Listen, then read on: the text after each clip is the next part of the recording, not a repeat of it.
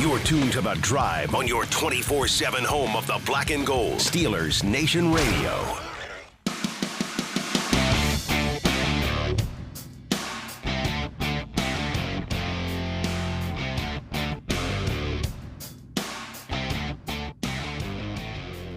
Good afternoon, Steelers Nation, and welcome to The Drive here on the Steelers Audio Network. Wes Uhler and Matt Williamson with you for the next 2 hours on a Tuesday. And Matt, dare I say, a victory Tuesday as the Steelers get it done. 28-15 over the Miami Dolphins.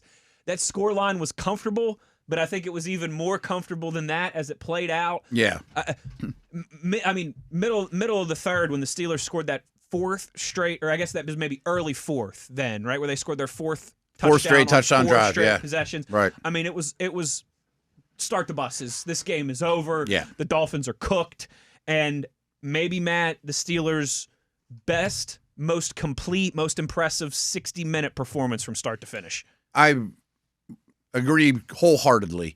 Now, I don't mean to start negative. There was a stretch there where the Steelers' defense was being a little lax and a little soft, and Waller's catching balls left and right, and it's 6-7 play drives, touchdown. Like, let's not get too comfortable here. But other than that, and even at that point, never once the Steelers actually scored their first touchdown did I think they weren't in control of the game. And that's a big thing to me. The Steelers were beating the Bills at the half, but they were not in control of the game. Correct. At all. Correct. You know, maybe the score favored them, but they were not in control of the game. Even the Packers game, right? They were up, I think, 9 at halftime. Yeah. And it felt like this is a lot I'm closer not even sure they're the than better that team looks. at the time, yeah. But they were the better team, basically start to finish. Agree. Did a lot of good stuff on both sides of the ball. Rodgers is super impressive, and he's elevating everyone with him. We should open with time possession. They won time possession, and they won the play differential, they right? hit the double whammy. Yes. How about that? 14 more total plays than their opposition in over 33 and a half minutes of time of possession.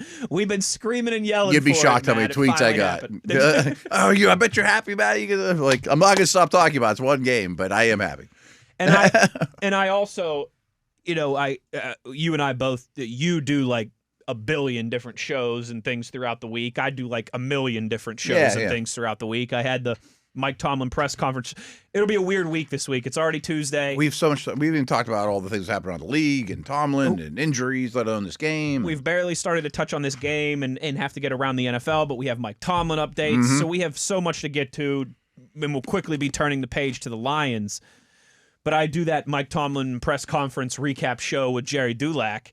And Dulac was talking about how impressed he was with how the Steelers defense just felt in command, felt in control. Yeah.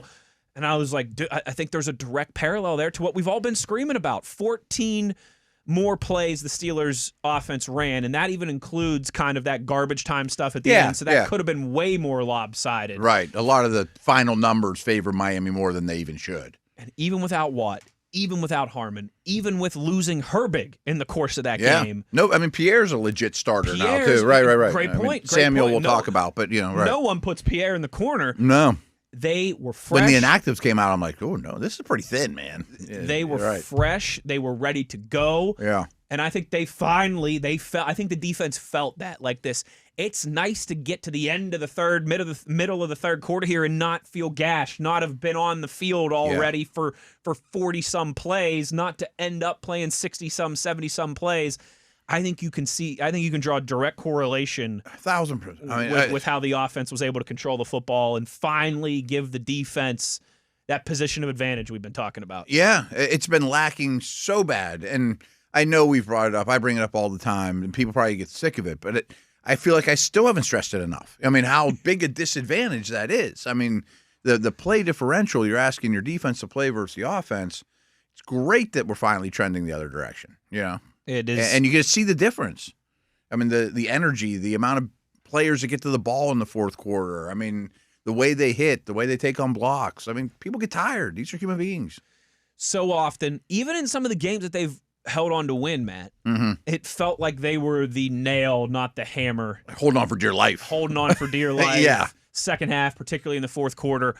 shoe was totally on the other foot. They were the hammer, and the Dolphins were the nail. Yeah. They couldn't wait to get back on those buses and get home and get out of that environment. I don't know if you felt the same way, and you were there. I'm watching, but I really did think the Miami team, especially their defense and special teams, in the first half, were really hitting. They were. They were flying around. They did not show up flat or disinterested or we're out of this thing. But then it starts to settle in, and it's cold, and we're not doing much, and our quarterback's not very good. I can't look in the huddle and look at Rodgers and be like, I got this. And defense has been on the field a lot, and it's like, let's go home. Let's get back to South Beach here. Come on, guys. It's been fun up here for the weekend. But we've had a good run. We've won 4 in a row. We've saved some jobs, maybe, but it's time to go home. We got some good social media content out here in the snow. Let's pack it in and get out of here. And 28-3, it felt over. They were able to score those 2 touchdowns, miss on both of the conversions, so it ends up being a 12-point fourth quarter for Miami. But, Matt, you mentioned them briefly. As much as I think my first kind of 30,000-foot surface view thing was that felt like the most complete, complimentary 60 minutes. Agreed. The second thing kind of on my list of talking points and takeaways here, 12 hours. I mean, I literally left the stadium about 12, 13 hours ago, is Aaron Rodgers, once again, much like he was last week, I thought was the most best is you can go a million different directions with that. Who was the best player out on the field last night? But I think the most important, the MVP for the second straight week was Aaron Rodgers. And Matt, it feels like it's becoming Aaron Rodgers' season, Aaron Rodgers' time. He's not going to be that quarterback anymore that throws the ball all over the yard in September 45 times, 400 yards, 4 touchdowns. I just don't think that's his game. Even if you put him in the Dallas Cowboys offense, I don't think that's his game. What is his game, though, is December, is cold, is doing everything to elevate the high tide that raises all ships, the catching Miami with too many men on a third down and getting you a first down for freebie there. The refs didn't even catch. Catch. Right. Like this is the time where I think you really want Aaron Rodgers to show his value, his experience, his fortitude, and that was on display for the second straight week once again last night. We could do 2 hours on him. Yes. I mean, we really could. But so I just want to touch on a few things that we haven't already. Is the more you see him, like Steelers have gone through a lot of quarterbacks since Ben. Yes, they have. They've gone through a lot of quarterbacks. They have. And not Cleveland Browns level of quarterbacks, but a lot. It's been a revolving door over these last couple of years, everybody knows. And there's been times, for better or worse, too often for worse during that stretch, where you're like, okay, quarterback X, Trubisky, Pickett, whoever, starting to understand the team and the league and what's expected of them and blah, blah, blah. The way I feel with this guy is I think the people around him are finally starting to understand him. That's a good way to put it. I mean, The Departed, I don't want to be a product of my environment. I want my environment to be a product of me. And Rodgers. 20 years after a quarterback couldn't get a job in this town. Yeah. I mean, it's like now they're catching on what he demands. And I was on a show with Rob. Mike couldn't join us for the night show. And I said something like, I know, like from afar, you can look at Rodgers' personality and the way he holds himself and think, boy, he's cocky, he's brash, maybe he's not always kind to everybody. And I said, that's probably true because he's earned it. But I just think he's always right. And Rob's like, did you watch him on Jeopardy? He blew everybody out. The guy's never wrong. Hey, refs, there was 12 guys on the field. I don't know what you're talking about. Of course he's right. Of course he's right. I mean, I think everyone's realized that maybe he asks us to do goofy things or doesn't always see the way, but he's so wise and he's so smart. He's always right. It's a great call. It reminds me a little bit of you hear about some of these guys, like the Tom Cruises and the Leonardo DiCaprios of the world. Yeah. That when they're on a movie set, it has to be A, B, C, a certain way. We're doing things this. Right. And if somebody steps out of line, if one lighting guy is standing in the wrong spot, it's like blow the whole take up. We're doing this again. Yeah. It's like the running back misses a block or runs the wrong route. And then the movie comes out and it grosses $300 million and wins a bunch of awards. And here's Tom Cruise. I guess and Leonardo. Brando was super hard to work with and real eccentric because he was right. Quentin Tarantino, like notoriously a pain in the backside to work with. Have you seen the movies that he's made? Right. And I think you're spot on. I think there's definitely some of that. And what I love too is in the post game, Aaron Rodgers. Me too. Everything he says, everything he does. He goes out of his way to talk about Kenneth Gainwell. You know, nobody wanted this guy. He signed for pennies. Look at him now. Connor Hayward. And he says things that they want to hear. Like, I want Gainwell, I want to help him get a huge contract. That guy. Talk about a good way to motivate your teammates and stuff, too. Hey, Kenny, I can make you $4 more million a year if you stick with me. I'll go listen to that guy and run through a wall. You're right. And he points out Connor Hayward, and he points out Asante Samuel Jr. and Ben Skronik and some of these guys, because I'm going to push those guys' buttons in a good way. Yeah. I'm not up here in the penthouse, even though you guys are sweeping the floor. Everyone's going to talk about me, and they're going to give credit to Dylan Cook, who played a great game. Did you hear him mentioned on the broadcast much and how good he was?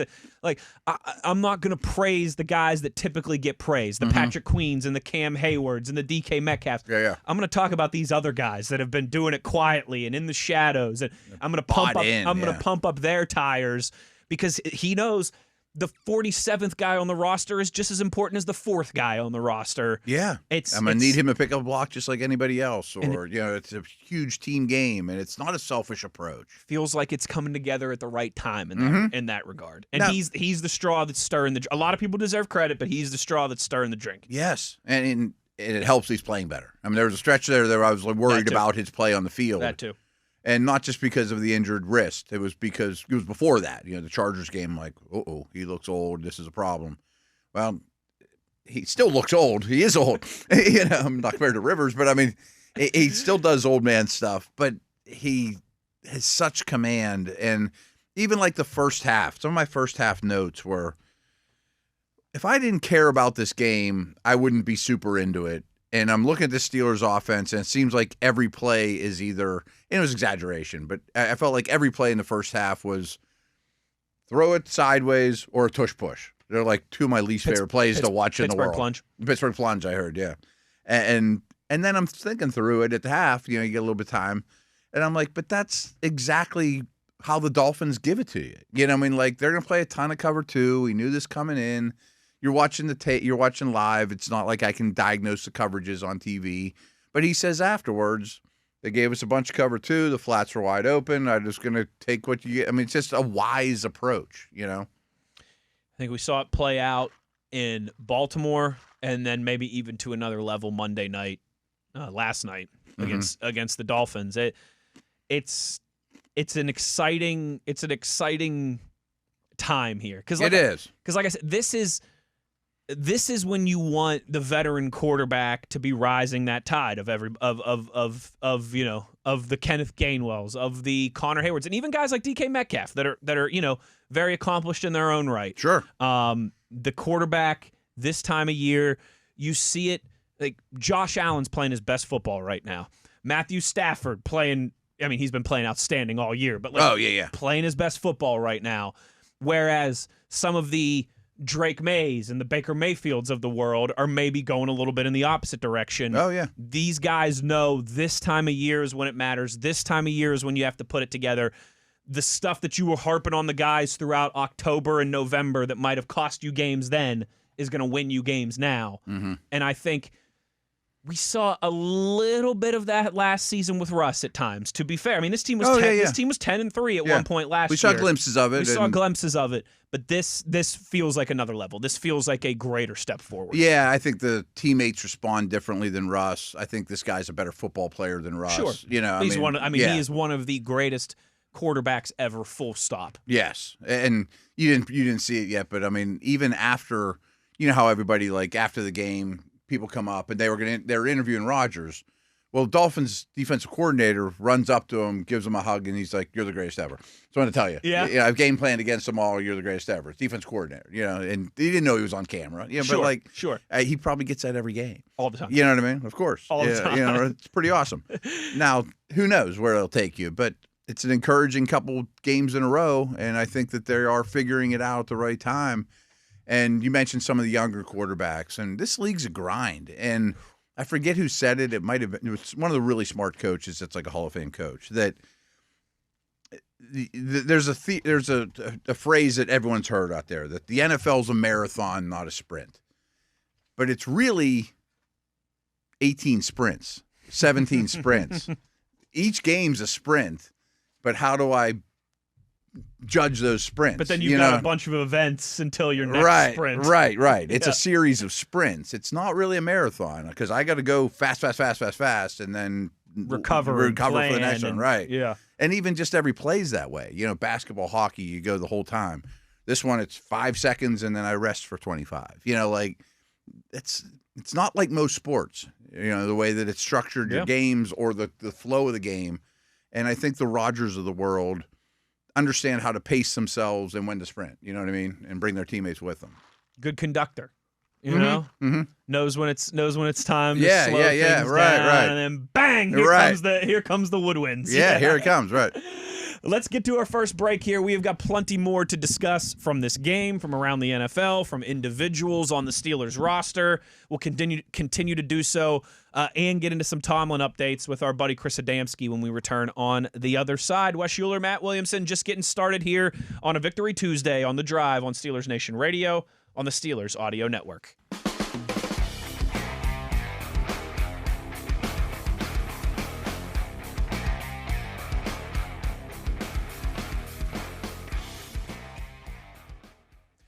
Back on the drive here as we roll along on a Victory Tuesday, and to the phone lines we go to talk to our friend Chris Adamski, of course, covers the Steelers for the Trib, and the co-host of the Steelers Blitz with our guy Tom Opferman at noon every day here on the Steelers Audio Network. Chris, thank you for taking the time. Plenty going on here. It's a weird Tuesday as we do have some Mike Tomlin stuff that we want to ask you before we get up out of here. But, of course, the first order of business, Steelers 28, Dolphins 15. Was that the most encouraging 60 minutes complete performance of football we've seen from the Steelers in 2025? Yeah, I don't think there's any question about that, generally speaking. Miami I thought was pretty bad. I know Tua's stat line didn't end up being that bad. There's a lot of empty calories it was there. Pretty bad, yeah. In the fourth quarter, but he was not very good at all for the first three quarters of that game. And I don't know why Mike McDaniel got away from, you're facing a team that had given up the Steelers in almost a combined 500 rushing yards the previous two games, and the previous four games in their winning streak, they had Tua throw, an average of 22 passes a game, 21 passes a game, and leaned on Devon A-Chain. So I don't know why they didn't do that more, but hey, so part of it is I think the opponent helped them out a lot in that sense. So I guess you could parse this and say, well, they beat a New England team on the road, or however you want to do it, but even that, you could go back to turnover. So this one, I just think, generally speaking, it was just a beat down offensively and defensively, the way they scoring the four straight possessions like they did, and just everything, flipping the script in so many ways. And again, the fourth quarter side kind of made these numbers a little bit more, not as wide the gap in the Steelers' favor, but to have such huge advantages in total yardage and snaps played and time possession. And even, these are things that the Steelers, even when they've been winning games, they were facing pretty big deficits in almost every game they played in all those categories. So to see that in both sides of the ball, I think you're right. If you're buying stock in the Steelers and their chances to make some noise in the playoffs, there's probably as high as it's been all season after that game Monday night. So Chris, you're our second segment of the day, and the first one was a lot of flowers and roses, and the Steelers are doing well. And I'm glad you brought it up, though. I love on Monday, or in this case Tuesday, talking about the opponent, or if this was Dolphins Nation Radio. I felt like, especially early in the game, every time that they dropped back, they were doing the Steelers a favor. It really was. I was like, they're pitching at the A-Chain on off tackle. Oh, no. But, they're dropping back. They'll be all right. Yeah, it was. You could just. I don't know. I'm not going to say here. And I watched too much Dolphins as they've been on prime time, and I watched last week's game or whatever to make a definitive statement on where Tua is in his career or where they are with him and his contract and all that stuff. But you're right. You just felt like there were some of those plays where it just looks like, I mean, it's kind of things that rookies do in terms of his lack of awareness in terms of taking sacks and not getting rid of the ball and not going the right place. It just seems so jumps off the page at you. You don't have to be a film study guy or whatever to see how bad he was, especially in that game. And yeah, it's really puzzling, like we talked about. I mean, it seemed way too obvious to me. You got a freezing cold game. You got a team struggling against run defense without one of its best run defenders out once again for you, and you have the hottest running back in the league, and everything was going for you, and it just for whatever reason they didn't do it. And I mean, give the Steelers credit though, they took advantage of that, and once they got hot offensively, those 4 straight drives with touchdowns, that sealed the game pretty quickly. Yes, it did. That one went from feeling like it could go either way to feeling like they could go ahead and start the buses and get the Dolphins back to the airport pretty quickly. And a big part of that, Chris, as it has been, listen, it feels like every time that we're in here on a Monday or a Tuesday or whenever talking about a Steelers win, talking optimism, glass looking more half full than half empty, it feels like that glass is always revolving around Aaron Rodgers. 23 of 27, 224 yards, 2 touchdowns, no turnovers. I mean, like I'm thinking back in my mind, Chris, and like the opening drive, he took a sack that he probably shouldn't have. Other than that, I think 99% of the game. It's tough to say perfect, right? Because nobody's perfect, but very few negative plays. But he was just about perfect, and that's a great way to put it, Matt. He just minimizes error so much. And he even catches you on 3rd down with 12 guys on the field when the refs missed it. Yeah, that was pretty neat to see, especially. Which, by the way, I thought that the whole replay review couldn't throw a flag. I thought that, or the eye in the sky couldn't do that. So I don't know, but it seems like every week there's a new either rule or wrinkle or something that comes out of that, or something I learned. I guess I should say. Maybe I'm the only one that you could get a flag thrown, because I thought they made a big deal about saying you couldn't add a flag. But regardless, yeah, it was. What do you have? 4 incompletions, and I know one for sure was a drop. And there was a throwaway in there. So I don't know if you ever missed anybody, without going back and watching all 27 throws now, you missed anybody. One of the sacks he took on purpose he just gave himself up essentially. So out of even the sacks he took. So yeah, trying to find a negative play out of that. And, I tend to, maybe it's on me, and like I'm being kind of talked into this now, that I don't want to say roll my eyes, but sort of like, they've got his, he got his 2 veteran receivers are in there now, guys that have a combined, what it would be now, the 21 seasons of NFL experience to match him between MVS and Adam Thielen, and they have a combined 2 catches together after 2 games. So I'm like, how much of an impact are they really making? But and Rodgers is saying like, well, they're bringing these professional route runners, and it's opened things up and whatever. And I tend to be skeptical of that, I guess, to a point, and say it's not that simple, and you got to produce more, I guess. But at the same time, these have been, if you go back-to-back games, I would say, thinking back to September, it seems like 3 years ago, in terms of 2 games in a row where the passing game looks this crisp, and you combine big plays, mostly the previous game against Baltimore, but still a couple in this one, and just efficiency and everything else. The passing game looks as good as it has since they've kind of did this sort of line change with the with the receivers by getting the 2 brand new veterans in and putting Scotty Miller back in the lineup, and swapping out Keyshawn Williams and Roman Wilson. The passing offense has looked as good as it has all season. So there's got to be probably some correlation there, right? So, reporter question for you. I used to ask Dale these all the time because I've never been the person that holds the mic and asks the questions and does the interviews like you guys do in the scrum. Like, when you're 80 years old and retired, Chris. I hope he retires before he's 80.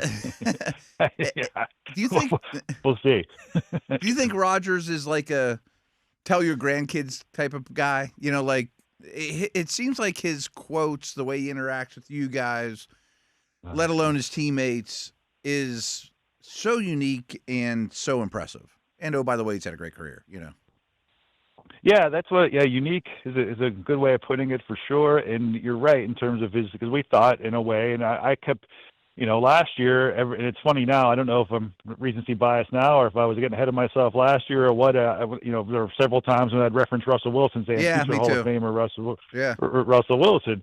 And that's not. I'm not trying to belittle him at all, but he's not in the same class in terms of all-time generation. Mm-hmm. We're talking. You got 50 years from now or whatever, right? I mean, Russell Wilson might make the Hall of Fame. That's a whole other debate for another day. I'm not going to get into that, but not. But it's just he's not holding a candle to the. You can't compare the careers. You're not going to debate. No one would debate who had the better career, and who's more established and everything like that. So Rodgers being here, and you're right. He does, and he has that because, let's face it, pretty much everybody in his roster was, doesn't remember watching NFL as a kid without Aaron Rodgers in it, right? Mm-hmm. I mean, other than Cam Hayward and Boswell or whatever, I mean, there's not many guys. The guys have been bringing in over the past few weeks here at wide receiver. Their first memories is probably, some of the first memories are Aaron Rodgers playing the Super Bowl, beating the Steelers, actually. So you have that combination of that earned respect on the playing field with, he clearly, he's a cerebral guy, and I think he clearly thinks, I don't know what kind of psychology background he has or what, but you can tell even though he interacts with us in the moment, exactly, whenever everything comes out of his mouth, I just hang on, Yeah. He kind of knows what buttons to push with certain receivers and stuff, and he obviously has a temper on the field, and he just gets frustrated. And I think maybe that's part of his calculation too, is he knows that, and he buys himself capital with all of his teammates by bonding with them off the field. I think that's part of his grand kind of plan. Is each of those receivers, the line, even the defensive players, whatever. He makes sure he tries to get to know them, tries to. Whether I can needle this guy, I can tough love this, whatever it is, because he knows that when he's competitive, he's on the field. We all see it, right? He screams if somebody runs the wrong route, or somebody, or whatever, drops a pass. It might be in some scenario, or doesn't know where to line up, or whatever it might be.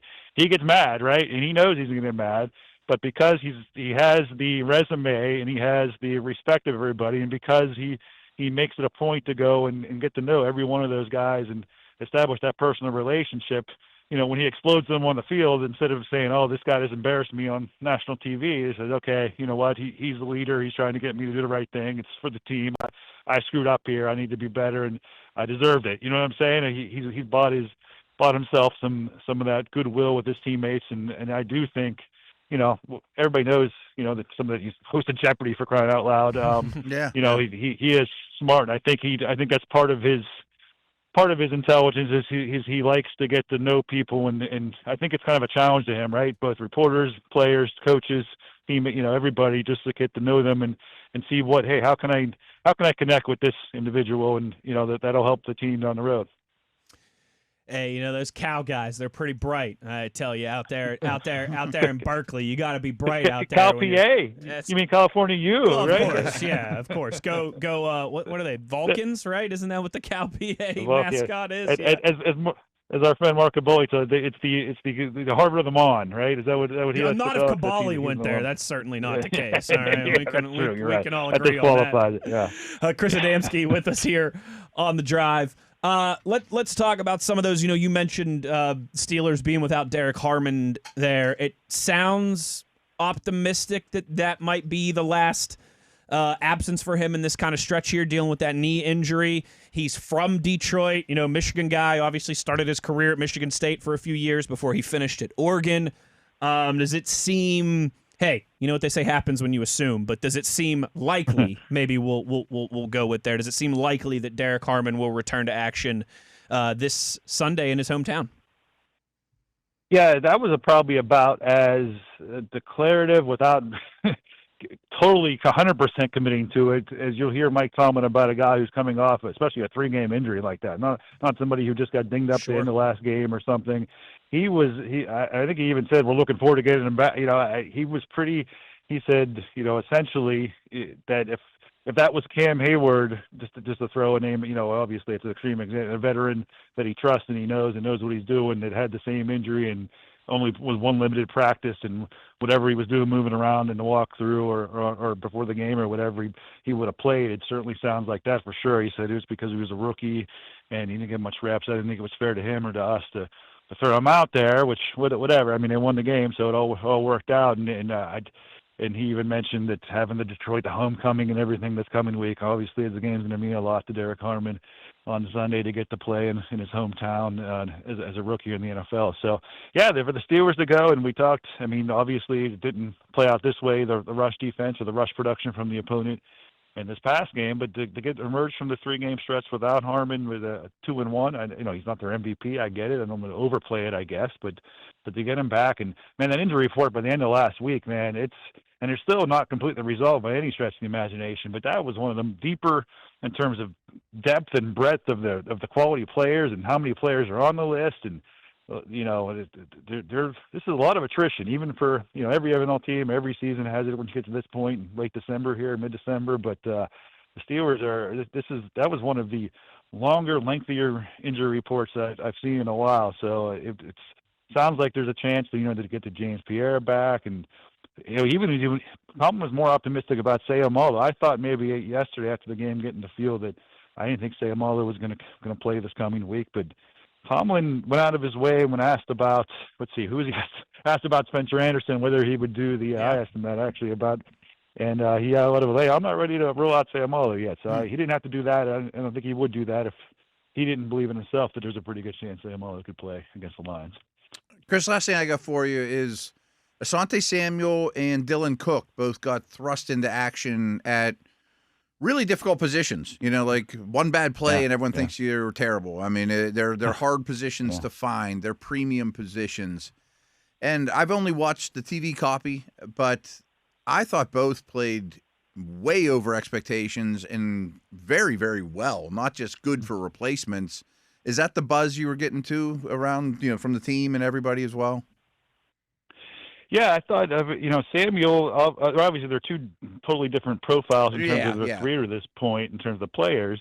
But there was reason to, the Steelers have kept Cook around, what is this, the third season he's been with the organization. So you're going, back to May of 2023 and he's been on he's been a whole year in the 53. So that's not as a rookie, but as a first-year player that year. So that showed that they see something in him and they like him, and he got hurt last year. So you kind of wondered where he was at in his career, and he's a little bit older for being such an inexperienced player. But you said it best. You didn't know you would notice a left tackle a lot more than you wouldn't. But unless you're specifically watching for him, so that's a good sign. And I do think the Steelers have loved doing that over the past couple of days. Villanueva is the main example, of course, of a guy that kind of a different background. He was a junior college quarterback before he goes to the University of Montana, and he ends up here, and he's obviously athletic. And I don't know if he'll ever be a starter for them or for the Steelers in terms of that, but I do think for sure that he could, if he finishes out this season.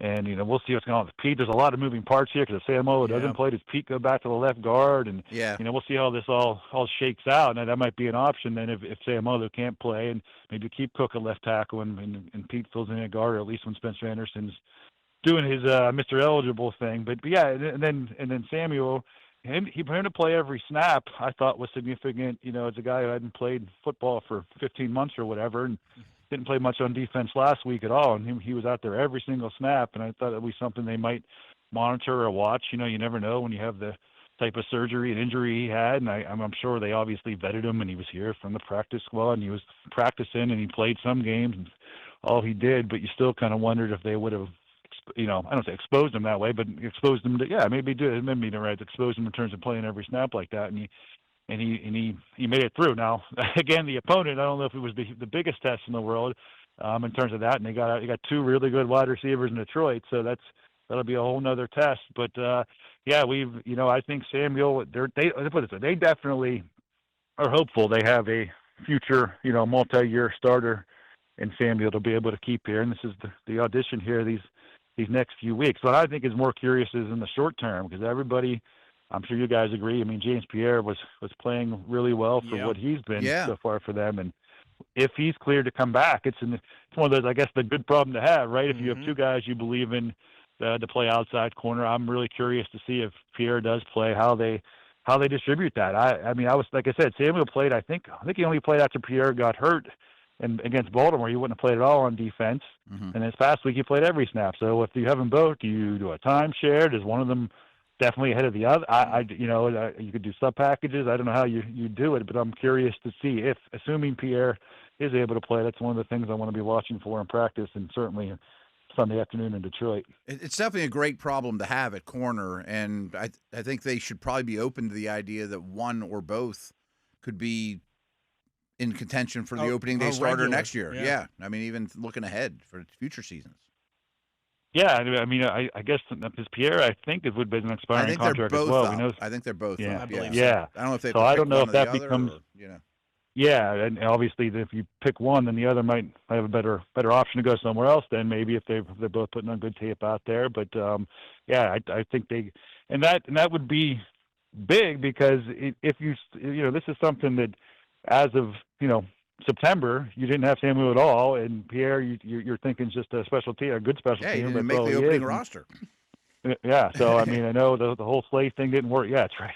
The whole Slay thing didn't work out, and but all of a sudden now, instead of having to, especially go back to week 6 or 7 or 8 or whatever it was, and Slay was struggling, and in a 1-year deal anyway, you're thinking they got to invest a high draft pick on a corner next year, and that's a luxury. Then all of a sudden, with all the draft capital, who knows the quarter, but whatever it is, you got holes to fill otherwise. If you feel like one of these guys can be your starter next year across from Porter, you don't have to spend a draft pick or a high premium pick on a corner. That gives you a lot more flexibility to do other things to the roster, right? Yep. Yeah.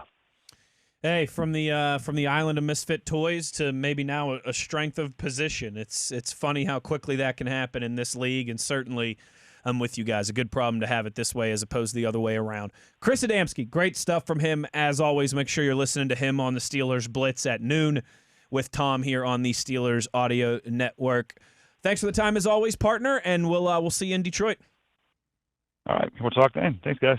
There he goes, Chris Adamski. Great stuff from him. Oh, meant to ask him something.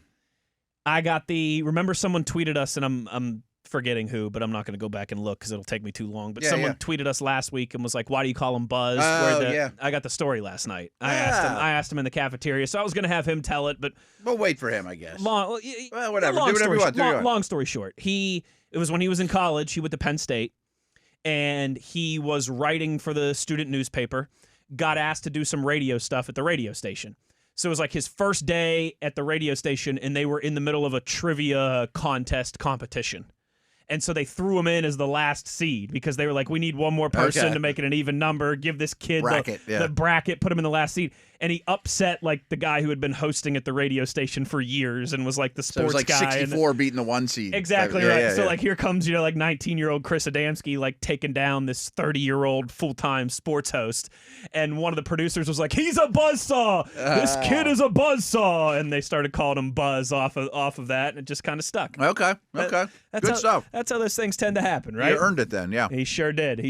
And thankful to him for the time as always. Matt, let's get to another break here. We got to comb through some numbers, some more thoughts, obviously, from this 28-15 victory last night on Monday Night Football over the Dolphins, before we'll do some around the league stuff, some Tomlin stuff in hour number 2. So plenty to get to as we roll along. Wes Uhler, Matt Williamson. It is The Drive on Steelers Nation Radio on the Steelers Audio Network.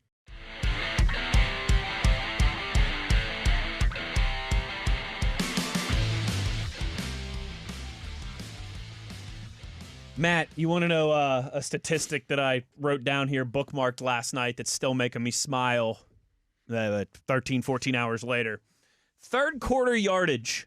Oh, wow. I have this one too, yeah. Steelers 163, Dolphins -20. -20. That's unbelievable. Sacks. And, that's unbelievable. I mean, that's when they just totally controlled the game. Many drives in a row with a touchdown. Dominant drives, just getting chunk yardage after chunk yardage, rarely going backwards, sending Miami backwards. They just took control at that point. They did. I mean, it was like the prize fight where, in the 8th round you can start to see, all right, one of these guys is beating up on the other one, and they're kind of holding, and anything can happen here still, but man, this seems like it's going one way. That really paints a picture of that dominant third quarter by the Pittsburgh Steelers. And I know I complained about it earlier, but the fourth quarter really didn't matter. No, it didn't. I mean, it didn't. It was pretty irrelevant. It was start the buses time already, and I was joking with you like before we were recording. the Dolphins were in no hurry there in the fourth quarter. I mean, No. I heard Aikman was obviously, He I didn't crushed hear them. yet, but I Right. heard Aikman was crushing them on the broadcast. Which I was makes- thinking the same thing. I'm like, makes you're sense. showing no urgency at all here. Not you know? attempting onside kicks until Yeah. the very end, all that Just stuff. not playing fast. Hey, it was nice of them to keep milking time off the clock and get us all out of there a little bit earlier, late on a Monday night from Miami. But Matt, I did want to in the first hour here too, and we touched on it a little bit with Adamski, but man, Asante Samuel Jr. in his first meaningful action in about 15 months, like Buzz said there, that's a good way of putting it. because he played one snap against Baltimore last week. I Was think that so. right? It was one or two. Yeah. snaps. He played 100% of the snaps for the defense, all 50 for the Steelers defense, plus 5 special teams snaps for Asante Samuel. 55 snaps in total. Matt, he had the interception, which obviously stands out. But even if you take that out of the equation, I thought he really looked the part. He really looked comfortable. He looked like a guy who's been part of this defense all season, not one who just kind of hopped back into the picture after major surgery a couple weeks ago. Yeah, and I think one of the Waller touchdowns was against him late. You know, he kind of got out-muscled by a bigger And that's dude. tough. You know, that's asking the point guard to cover the power forward. exactly down in the paint. Yeah. You know, not out in the outside the 3-point land. But he never showed up in a negative way that they picked on him in any way. He definitely contributed to something we haven't talked about yet. I thought the Steelers' defense as a whole, often when we come the day after game day and we're talking about the Steelers' defense, if it's in a good tone, it's because of splash. And they had some splash. They had his pick, and they had 4 sacks, but I never thought like the pass rush took over. I mean, those sacks were not meaningless, but they didn't influence the game as much as they Sure. often can, Sure. in my opinion. But the other thing that you and I have talked about a lot is the defense lately has been making the opponent play left-handed. And what I mean by that is taking away your bread and butter and your best guys. And yes, Achan had some numbers when it was all said and done. And I'm with Chris. I would have ran the ball every time. They didn't choose to do that. But in the end, he didn't destroy you. I mean, he had 12 carries. That's Right. it. Now, he had 6 receptions. Yeah, but he always does no matter what the game script is. You love him in fantasy because no matter what, he touches the ball. But, I mean, if you told me his stat line and his impact on the game before the game, I'd be like, sign me up for that. Yes. But more importantly was Waddle. I mean, Waddle's clearly their best wide receiver. And 2 for 26. 2 for 26. And he's had a really good year. And we commended them going into this game that they get the ball in the right people's hands in the right circumstances, which one of the things their offense does best. And Waller ended up putting up really good numbers, but a lot of it was garbage time, and it was Empty. impressive too. Though I mean, he played well. He's a good player. He's a good player too. But it was empty calories. There at the were same a time. lot of them. Yeah. But my point is, Samuel and Porter in particular had a lot to do with taking away Waddle, and that goes a long way for playing this team. Glad you mentioned Porter there too, because Yeah. man, I think since about Halloween-ish time, he has been so quietly good. Mm-hmm. He has. I mean, he really. If you're kind of, and this is a completely different conversation. This is something we'll do during the off season. But Yeah. if you're asking me to go to the grease board and write down the things I'm most excited about this team in 2026, he'd be very high on that list. Yeah, he might be Like, a top 5 corner. I think in the he's. league, I right? think Yeah, he's yeah. getting close to turning good into great. Yeah, I agree with you. And because he has just been so these last Solid, 5 or 6 games, he has been so reliable, so solid, not only in coverage but in the run game too. Like he's a sure tackler there on the edge. Fewer penalties, fewer negatives. Right. I'm glad you said that too, because I mean, remember after the Thursday night loss, and which was ugly for everybody in Cincinnati. Everyone, I think he had 2 or 3 flags in that game, which it seems like that happened to him a couple times early in his career against Chase and Higgins and those guys. And everyone was bringing that up. Is this guy's never going to be good enough? He's always going to take too many penalties. And since then, it's a complete 180. Way better. Yeah, I'm encouraged by that big time. We've probably brought it up, and some people will contradict this by saying, "Well, that's just because everybody's been running on him." But really, the line of demarcation, especially for like advanced stats like EPA and things like that, or they're just looking at your pass defense.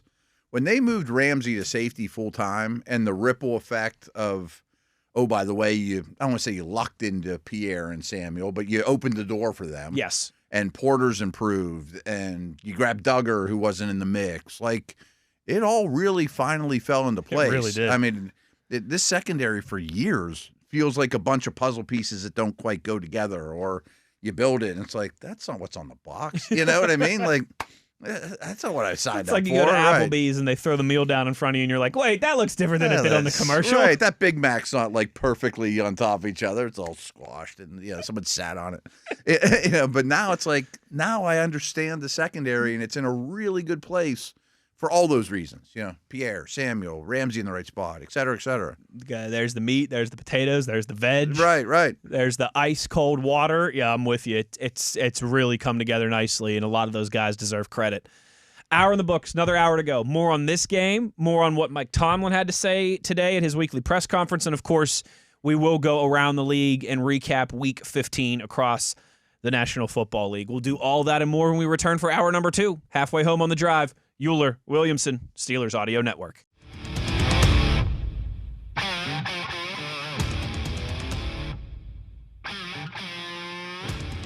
Good evening, Steeler Nation. How we doing?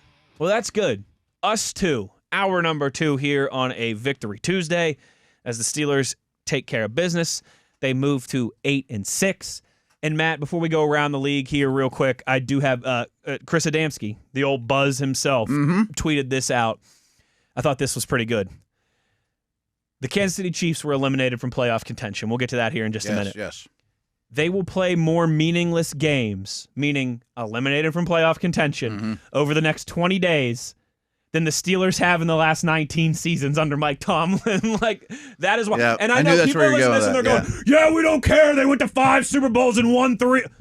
I get it. Yeah. That's not what I'm saying. I'd rather be the Chiefs over the last 5 years I would rather be eliminated from the playoffs right now and have won 3 Super Bowls in the last 7 years. Heck yeah. But that's just wild. It is pretty wild. Insane. Right. I didn't put 2 and 2 together on it, but I did see the Steelers number going into this game, 2 days ago or whatever, that in that many years they've played 2 meaningless games or something. 1. Is that what it is? 1. Right. That didn't matter. 1 game eliminated from playoff.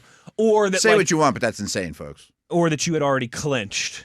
It could be a good thing, too. Like last year, the Chiefs in had that final week of the season didn't play anybody and lost. But that doesn't count as a meaningless game because you're in the play. You get what I'm saying? Like that doesn't count. Now I gotcha. Meaningless game is eliminated from playoff contention. Okay. So playing in a game where I have no chance to go to the playoffs. Correct. Okay. Exactly right. Exactly right.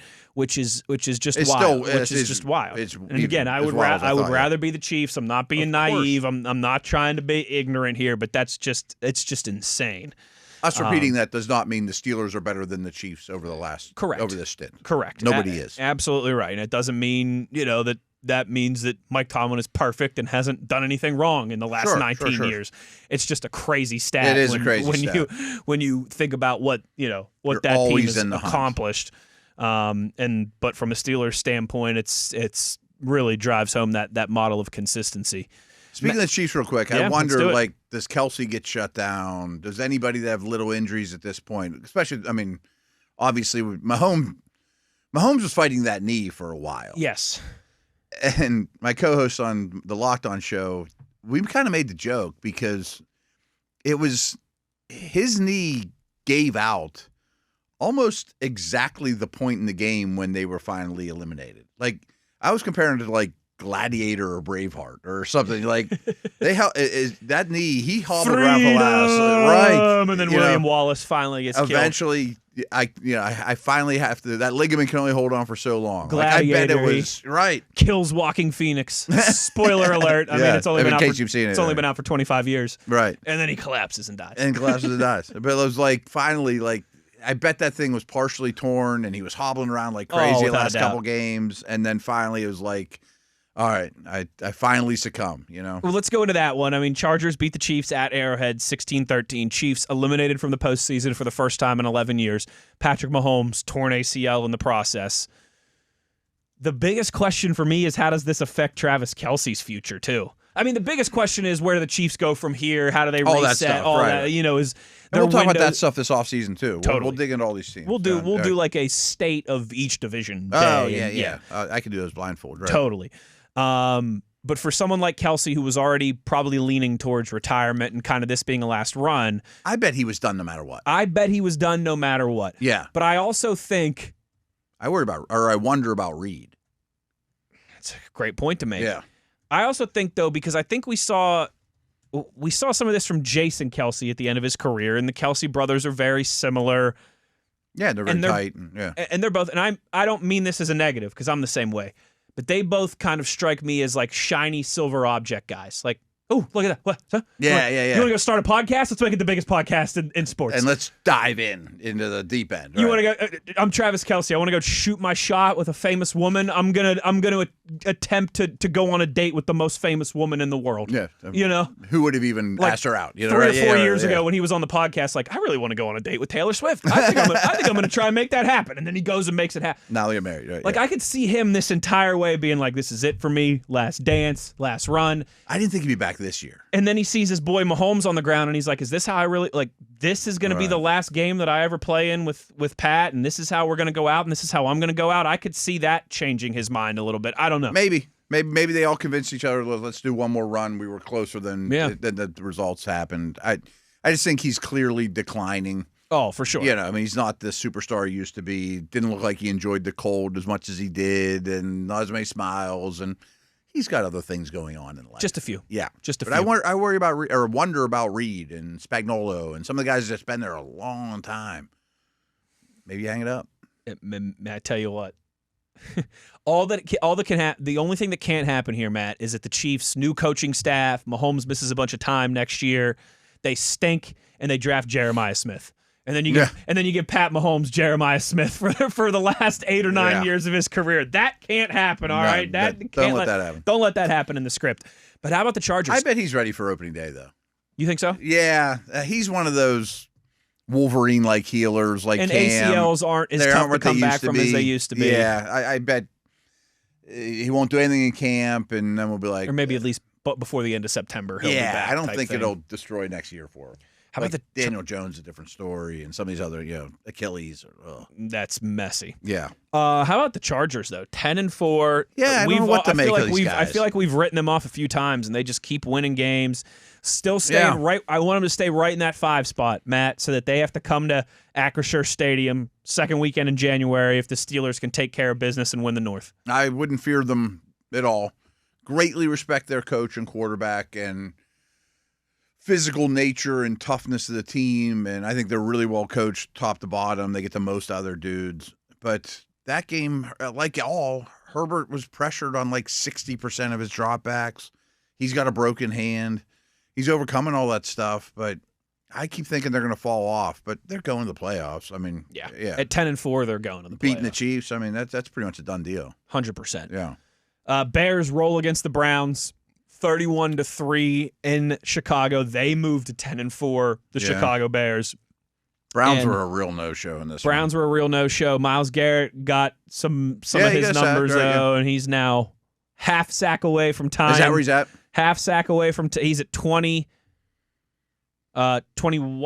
because they're at 21 and a half. 21 and a half's the record. Yeah, so he's at 21. So he's half, one more full sack, and he will pass Strahan and TJ, and he's got 3 games to do it. Good. I mean, he's going to do it. He's going to do it. Yeah, and he's playing at that level. He deserves it. But the rest of the team didn't look super interested. For the first time, I thought. I mean, their first down, I think, was like late in the second quarter. Their it was cold there in Chicago, too, and it's like, we don't want to do this. Their O-line's all beat up and wasn't good to begin with. I mean, they rushed for like 1.7 yards per carry or something like that, too. Like, them and the Raiders were total no-shows this weekend. Yes. And it's starting to be that time where you see that a little more. All the Raiders have been no-show for a while. Cancun on 3, baby. Yeah. Matt, no help from the Bengals as they get... Weird game. They get shut out 24-0 at home against Baltimore. Watching it from afar, I thought, boy, they're kind of a no-show. And must be because Burrow said stuff, he's not happy and nobody cares. I don't think that's what it was. I mean, first off, the Ravens are starting to play a little better, and Lamar's starting to look more and more like himself each week, which is a little frightening. But the Ravens, I concentrated more on them. Both their lines of scrimmage are below the line. I mean, still, they were to start the year. Their pass rush, they've really missed Matabuke. Their guards aren't very good. So I'm not super fearful of the Ravens, but they are getting better because their quarterback's getting better. But like two things that really encapsulated that game were a ridiculously high number of the Ravens' plays were explosives. Okay. And which is a Bengals defensive issue. Totally. You know, like Totally. Henry gets free, and they also had a return for a touchdown. I don't know if you saw it, but the Van Noy picks off Burrow, and like Ed Reed fashion pitches it to the safety, and it looked like Ray Lewis to Ed Reed type Ed Reed of heritage right there. Takes it to the house. But I heard a stat this morning that was kind of interesting. Is the Bengals had like 34 minutes or maybe even more of time of possession. And it's like the most time of possession a team that's got shut out in like history or something. Probably since the 40s. They just moved the ball over and over, and then they'd like turn over the last minute, and then the defense will let an explosive. You know, like it wasn't like they were total no-shows like I thought.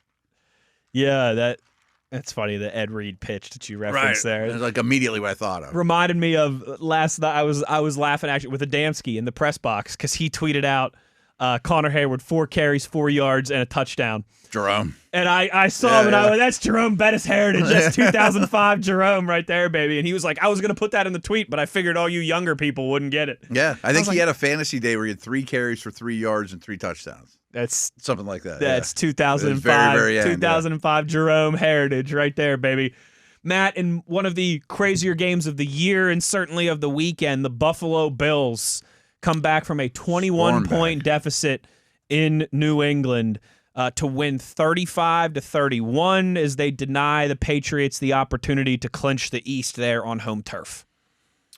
Yeah, and their 10-game win streak in the right, process. That too. I mean, Allen's numbers don't look like MVP-ish from that game or blow you away or anything like that, but his presence was. You know, the winter is coming, and the Bills and that quarterback are built to fight the White Walkers, man. I mean, he just gets better. He's like Henry. If you don't get that reference, go watch Game of Thrones. Shame on you for 6 weeks. He's like Derrick Henry, though. Late in the season, he's the biggest, baddest dude out there, and everyone else is slowing down, and he just gets tougher. And I think this is kind of a wake-up moment for New England, too. Like, they had him where they wanted him. They were beating him up bad. But they couldn't put him away. And the Bills are playing, they're starting to peak at the right time. I saw some doubts, but they're scary. I forget who said this. I heard somebody say this. I don't know if it was on ESPN or some podcast or whatever. You know, we both consume a ton of football stuff, but it made me laugh because it's something that Arthur Moats used to say all the time. Do you know the stand-up comedian Cat Williams? Yes, but not well. Okay. But he has a joke. He had a really popular joke in one of his stand-up routines that basically a Chrysler 300 looks like a Bentley until a Bentley pulls up beside of it. Okay. Like Chrysler 300 looks like a Bentley. Ooh, that's a pretty slick car. Until a Bentley pulls up. Okay, yeah. Like Drake May looks like an MVP candidate until an MVP pulls up, and Josh Allen is the Bentley pulling up next to the Chrysler 300. He's definitely the Bentley, but I think May's better than a Chrysler 300. I do too, but you get what I'm saying. I do what you're saying. This is the time. Road narrows, man. Right, yeah. Who's been saying that? Who's been saying that for the last month? Much like we were talking about with Aaron Rodgers in the first hour, this is the time of year that you're 13, 14 games into the season. Mm-hmm. There's no secrets left. The tape is out on everybody, where you do well, where you struggle. Everything's a little harder to accomplish. A little bit harder to accomplish. Weather's a little bit worse. Your body hurts a little more. Your knees bugging you more, you know. And the inches between true greatness and just good really get exacerbated, I think. Yeah, I'm sure if you talk to like Michael Jordan or whatever, you mean, they all cruise through the regular season and the first round of the playoffs, ratchet up, you know, and Allen understands that completely. And frankly, now that Mahomes is out, and maybe even if he was in, the most feared guy in the league by far is Josh Allen. Yes, 100%. I mean, 100%. He's the dragon, you know. He is the dragon that the White Walkers are trying to slay, something like that. I don't know. Go watch something scary. Go watch Game of Thrones, you knuckleheads. In the battle of the two franchises looking to Cancun, at MetLife, the Commanders take down the Giants 29-21. Jackson Dart getting. I mean, he looked all right, but he also had to go to the blue tent again. I don't trust him. I think you and I would both admit we were both on the same page. We were kind of out. Not kind of. We were out on him as a first-round pick in the draft last year. I've got a million questions. The Steelers taking Dart instead of Harmon. I'm like, I still don't think. I understand the question. I understand the question. I'm still not going there yet. because of, again, for as much good as he shows, 246-yard passing, the 2 touchdowns, he continues to put himself in harm's way entirely too often. A ton. And you can get better at that. And he still has You quarterback can stuff coach to get that. better at, Yeah, too. absolutely. Of course, like everybody else. Washington's kind of a disaster, though, too. Like, I wonder how warm their seats are, because that's a defensive-minded head coach whose defense is not like the worst in the league. And old. Right, and old. Speaking of worst in the league, Matt, the Raiders continue to be the worst team in the league, 31-0. They lose if you pull up in the Philly. box score and look at like the plays run, It's hilarious. I mean, it's 29 total yards passing for the Raiders if you include the sack numbers of the 4 sacks that Kenny Pickett took. Yeah. I mean, the rushing yards aren't much better. The time of possession is hideous. The number of plays run. This was over like the end of the first quarter. Oh, my gosh. I mean, this was over on the second drive. Yeah. I mean, McKee's playing the whole fourth quarter, and Saquon's out of the game. This kind of offends me as an NFL lover and analyst, what the Raiders have been putting on the field the last couple of weeks. I mean, it's not NFL quality. No. It really is not. We were joking with TV before we started recording. We always laugh at that, like, could Ohio State beat the Cleveland Browns? No. No. The Browns practice squad would wax. Oh, yeah. But you know what? Ohio State might be able to hang around the Raiders at least, not get boat raced. I mean, that's really hideous at this point. It's bad. Yeah. It's like I told you, and this is... They don't fix anything. Like, I was getting so many tweets the last, like, month or so. Get your boy Geno out of there. Get Kenny in there. And I was like, okay, just wait. Just wait. Be any better. I'm not saying Geno's been good, but just wait. I think you could put healthy Mahomes behind that Raiders offense, and they still wouldn't do much. It's terrible. It's terrible. Yeah, I mean, they're a distant 32nd in the power rank. Distant. Right. And, again, you could put 27-year-old Aaron Rodgers on the Raiders right now, and I don't think it'd be better, but I don't think it would. I don't think it would make that much of a difference in the grand scheme of things. No, they don't. I mean, the coaching is old too. I mean, they're just doing stuff from 10 years ago. And I mean, even Brock Bowers and Ashton Genty, like, struggling to get those guys the ball. It's rough. No hope. Matt, another one of these teams, kind of like the Chargers. I think that you and I a few times have been guilty of writing them off, and they're going to come back down to earth and all those things. The Jags continue to win 10-4. Lawrence was a madman. A absolute madman. 5 touchdowns for Trevor Lawrence. I decided, thank the Lord, at the very last minute, I started Trevor Lawrence over Bo Nix in I played against him. my big money fantasy league, and guess who's moving on to the second round of the playoffs, baby? Yeah, my top fantasy league, I have the best team. I have the most points, and I played against Lawrence, and like he had like 4 other dudes that all did well, and I got bumped. It's tough. Yeah, right. It's a tough business. It's cruel, but the Jags. But he's really coming around as a player too. Absolutely, this is the best he's played. Him and Lee and Cohen are starting to get each other. I mean, they don't even have like Hunter in the mix, and Jacoby Myers has helped them tremendously. ATN made a lot of big plays here, but it's a short sample size. But Lawrence might be starting to live up to the billing now. 4 or 5 weeks ago, they had that debacle in Houston where they coughed up that game to the Texans, and I think we were all like, all right, here's where Jacksonville starts to go, I thought it was the beginning of the south. end. Yeah. And instead, they've rattled off. That's when they played their best. That's when they've played their best, and they are 10-4. I don't think many They're of us legit. saw that coming. They are going to the playoffs. Yeah, without I don't a doubt. think they're a Super Bowl contender, but I mean it's a massively successful season. 100%. I think especially when you mentioned in the backdrop of losing Travis Hunter and still being able to to ascend as an offense. I think they have some parallels with the Bears. Now, Williams is younger than Lawrence, but they're both first overall picks recently. Sure. Brand new head coach that's supposed to be an offensive mastermind. Mm-hmm.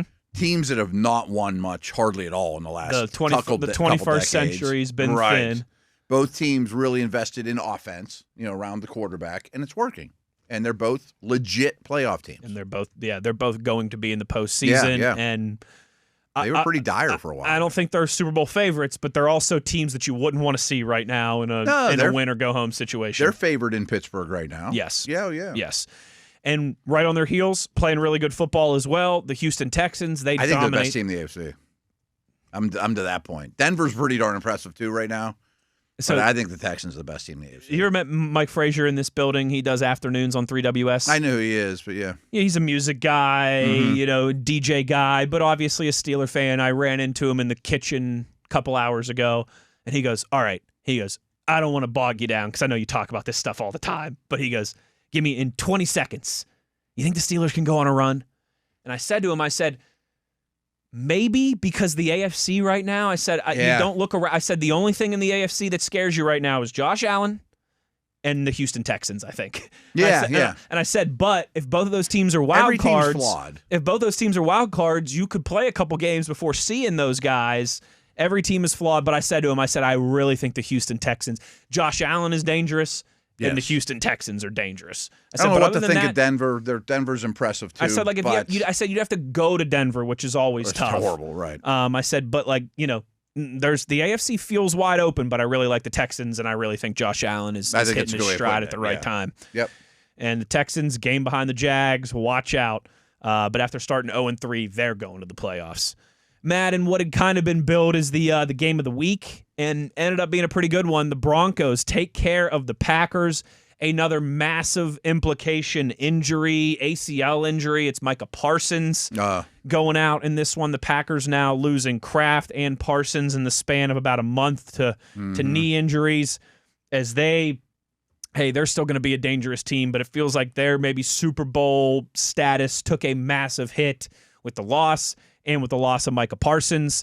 The Broncos keep winning 12-2, and now with the Patriots loss, clearly on the inside track to have that first round bye in the AFC, which is the best home field advantage in my opinion in the whole league. Yeah, especially as the season goes on. Well, no matter what. Early in the season, everyone's worn out just because of the altitude. Totally, and they're great fans too. Don't get me wrong.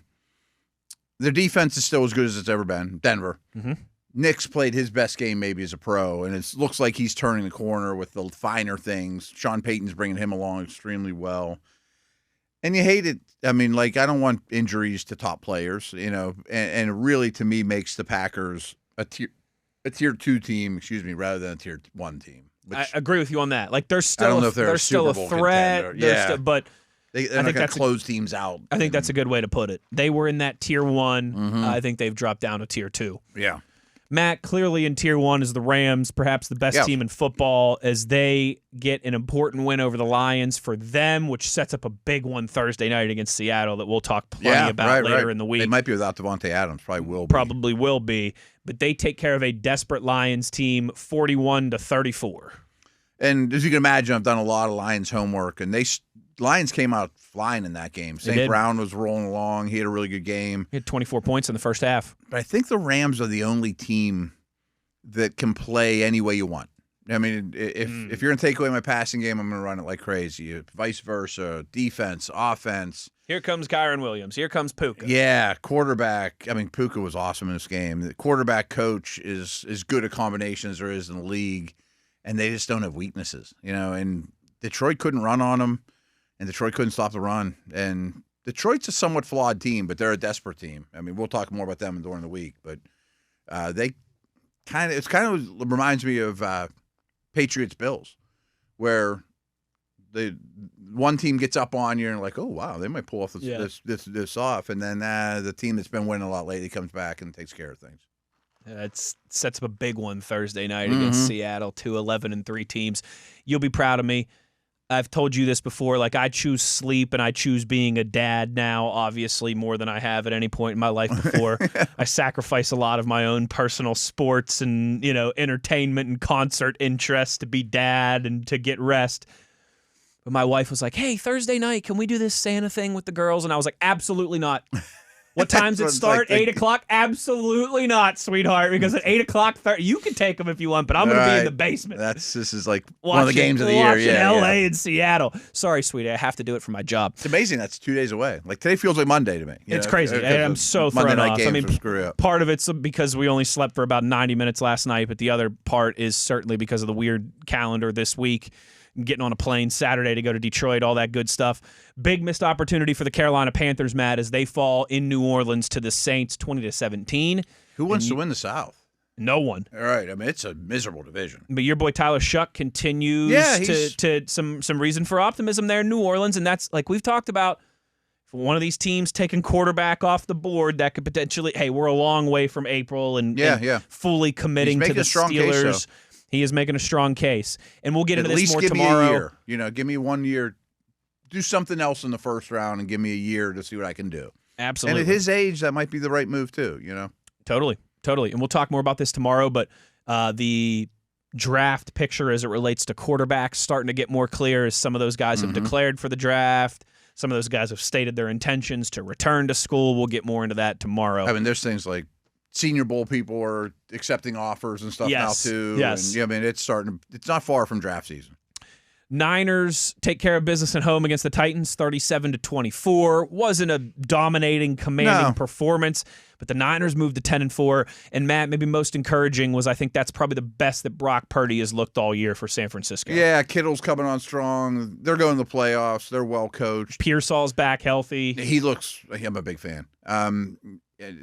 But really my takeaway was, unlike the Raiders or Browns, Tennessee's still fighting and scratching, and their quarterback showing heart. And we know they're not talented, but they didn't just roll over, you know? I think of all the really, truly bad teams, I think they've got a chance to not go to the playoffs next year or anything like that, but be respectful. And this time if I had to be the GM of one of those terrible teams, sign me up for the Titans. Totally. Right. And like this time next year, they could be one of those 6 and 7 teams that's still in the hunt. Exactly, and that's a huge project. 7 and 6 team that's still in the hunt. Yeah, you'd take that in a heartbeat.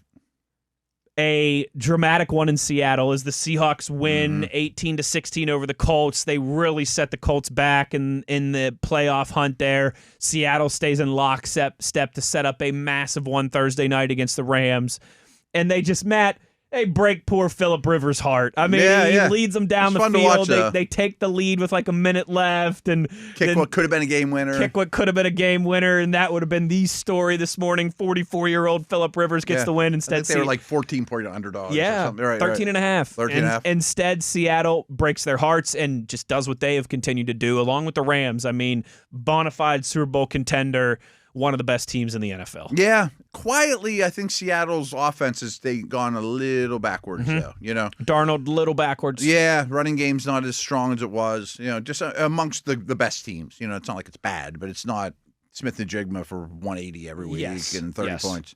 But Rivers, I hate to lump Rodgers with these guys, but he's old. I mean, Flacco, Rodgers, Rivers, they're just going to take those checkdowns. And I think you can be harsh about that. You know, boy, he's throwing short of the sticks, or no, you know, short average depth of target, and all the stuff I quote, you know, and stats up. But the league's changed so much. I think they're looking at it like, if you're just going to play all this too high and give me layup after layup, I'm going to death by 1,000 paper cut you and just take completions. You know, like I was taught 20 years ago, they're going to give you completions, take it. I mean, Brady made a living doing that for a long time. Take them. Funny story for you real quick. Rob King and I did that Steelers Hall of Honor broadcast Sunday night. And Ben Roethlisberger sat down at the table with us for like 10 minutes. It was pretty cool. It was, you know, talked great things about Pouncey, about the organization, about his time in Pittsburgh. But when he sat down, you know, he sits down, he puts the headset on. Ben, how you doing? Congratulations. Thanks for taking the time. You know, and Kinger goes, Ben, you're looking in great shape, man. You're looking really good here. And Ben goes, yeah, but don't think I'm going to do a Phillip Rivers and get back. Like without even teeing him up. Right. Ben goes, yeah, but don't think I'm doing a Phillip Rivers and get back out there. So that was funny from Ben. Same draft class, obviously. Yep. Last one, real quick for you. Phillip Rivers took his first NFL snap when the president of the United States was. Bill Clinton. I messed that up. I totally just. I screwed that one up. Bill Clinton. Phillip Rivers took his first college start at NC State when Bill Clinton was the president of the United States. That's how long this dude's been playing football at a high level. My first year at Pitt, we played against Rivers in the Tangerine Bowl. Bill Clinton. Bill Clinton was the president of the United States when Phillip Rivers got his first start at NC State. Last one, Matt. Stick a fork in the Cowboys. They fall at home Sunday Night Football, 34-26 to the Vikings. Yeah, and McCarthy might be slightly turning a corner, at least giving some optimism. Yeah. You know, Aubrey missed a couple kicks. Dallas's defense is still a work in progress.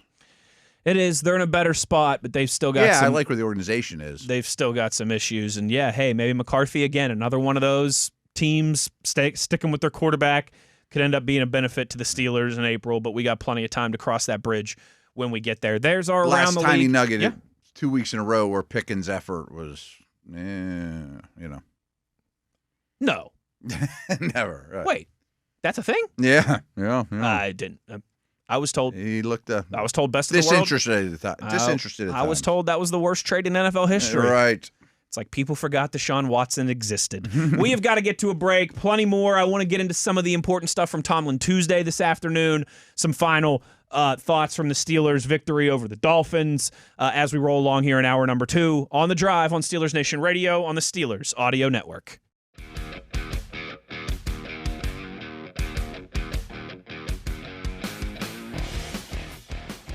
A beefy around the NFL segment there. A lot to cover, yeah. But, Matt, as the road narrows, the around the league gets wider. As the road narrows, the conversation gets fatter. As that was a beefy segment. But, man, we're getting into it. This is a fun time of year. It's a fun time of year period. You got the holidays and everything going on. You got the football is at a fever pitch. College football playoffs starting this weekend. We'll have some more on that tomorrow as well. But I did want to make sure. As you mentioned, Steelers playing relevant games as usual. It's a good place to be. Yeah. Matt, you know, I'm like, as Randy Bauman has called me a few times, Pittsburgh's foremost mountaineer, right? I can buy that. And a lot of my happiness, unfortunately, lives and dies with WVU, which has been a lot more dying than living over the last 6, 7, 8 years. I say that all the time. I'm like, I just want to get to the holidays and have WVU playing meaningful football again. I just want to I just want to get to the holidays and have WVU playing meaningful games in late November as the turkey's getting carved. And easier said than done. Easier said than done. And I think this year starting to feel a little bit different than last year. Let's see if they can keep that rolling Sunday in Detroit. And that's where we'll start to turn our focus as the week rolls along. But with this convoluted week, Matt, I did want to make sure to get to some of the – and we touched on Harmon a little bit with Adamski, but some of the important injury updates from Mike Tomlin today. We have to get on that at his news conference. So nothing new on T.J. Watt. I think we could all expect that, but that's one of those we'll know when we know. When he ends up playing, he ends up playing. We're probably not going to get much of a timeline between then. I wouldn't expect an update every 5 minutes. Exactly. Yeah. Oh, he's getting closer. Oh, he might go. He's not going to go this weekend. It's just going to be when he's ready, he's ready. Until then, we're going to have to sit and wait. We did touch on this, but for those who might have missed it when we talked to Adamski, Derek Harmon, according to Mike Tomlin, was, quote, probably healthy enough to play, end quote, Monday night, but didn't want to force him into action without significant reps. And as Buzz, and you got away with it. You got away with it more than got away with it. Right. As Buzz pointed out too, like Mike Tomlin, very confident in his wording and his framing of his availability for Sunday in Detroit, which is huge against that Lions team. Okay, good. So hopefully, hey, you erred on the side of caution, and it paid. It hopefully has worked for you Monday night, and will hopefully work in terms of his health and his status. It's tough being a head coach. If you lose that game, you're like, you could have played Harmon. Why didn't you? You're like, you guys don't know. And an alternate universe where A-Chain rushes for 120 yards and 2 touchdowns. Right to his right. And the Dolphins possess the ball for 34 minutes, and they What win. Do you mean he could have played? They win a 27-24 type wear you down game. Yeah. That is the tightrope that you're walking in the National Football League. He's well compensated. He's well compensated. Isaac Seumalo, unsure of his status after he exited the game with that tricep injury, expects him to be limited early in the week, and then they'll go from there. Not a lot of shocker there. No, that's better than I thought. That's another one of those. I wonder if that was the Dolphins in the divisional round a month from now. If Seumalo finishes that, if it's 14-3 instead of 28-3, and it's divisional round or wild card round. Does he end up finishing that game? Maybe that's kind of the way Tomlin phrased it. Much like the Dolphins did with A-Chain in New York a week ago. Right, like we got this thing locked up. This thing locked up. His ribs are bugging. We don't need to put him back out there. I'm hoping that that's the status for Seumalo. Because there is a ripple effect, as Buzz mentioned. Like if Pete's not in there and Anderson has to play left guard, and the big package could kind of go away, and correct. Thin everywhere else. Yeah, you take some of your tools out of the toolbox there, which is certainly not what you want. So we'll keep an eye on that as we roll along with practice reports throughout the week, beginning tomorrow on Wednesday, of course. Nick Herbig, big one, should also be limited early this week with a hamstring injury, according to Mike Tomlin. Okay. Another we're going to have to kind of wait and see. That's just a total keep your eye on type of thing, too. And that's a minus TJ Watt. That's a... Maybe you have both, maybe you have neither, maybe you have one, I don't know. And I know that Sunday's game in the grand scheme of things now is not the end of the world. It's not a must-win for the Steelers, any of that as it relates to the playoff picture.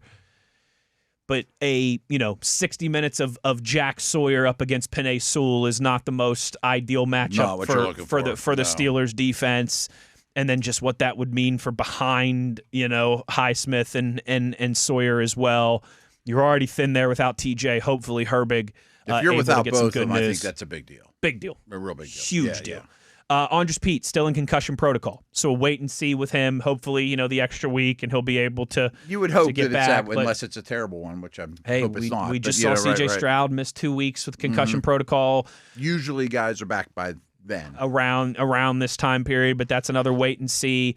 And then they are still evaluating James Pierre's calf injury.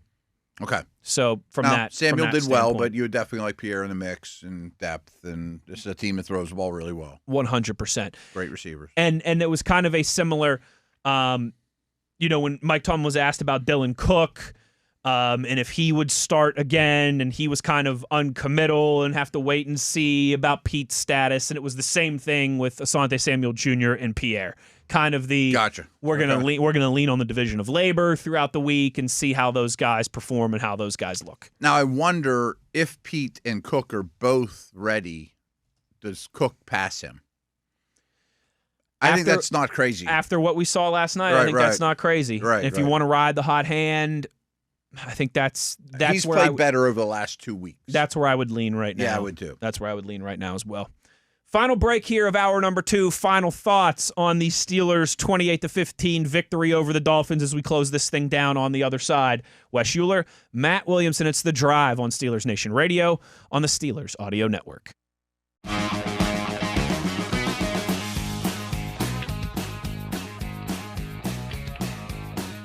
Down the home stretch here on The Drive on a Victory Tuesday as we've got just some last T's to cross and I's to dot. Yeah, too much to squeeze into one show. Too much to squeeze into one. You and I have talked about this. 30 segments a week.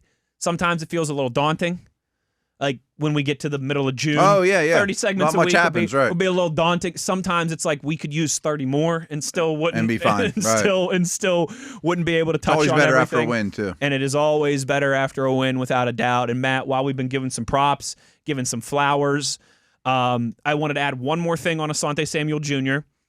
11th different Steeler with an interception this season on that defense. Wow. That's impressive. That is impressive. That's hard to do. That's a big number. 11 different guys on that defense with an interception. Yeah.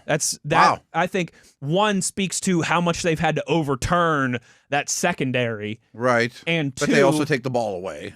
How much they take the ball away and how much that is a collective group effort. I know you see it. You and I both. I don't have my stats in front of me, but I think this week or last week, 10 was at the top of the league.